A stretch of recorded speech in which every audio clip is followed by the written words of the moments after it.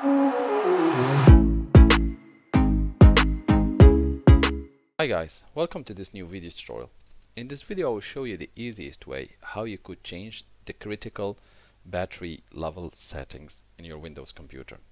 So if you want to increase it or decrease it, then this video is for you. So first go to your battery icon, click on it with the right button of the mouse and select power options. Next step, click change plan settings, click change advanced power settings. So this little window will pop up for you.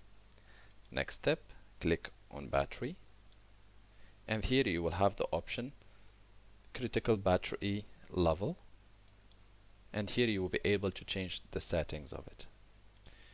By double clicking on the number, you will enable the option to be changed, and you can increase or decrease by percentage. You can do the same on battery and on plugged in. Once done, the apply option will be available. Click apply and then click OK and restart your computer so that your changes takes effect.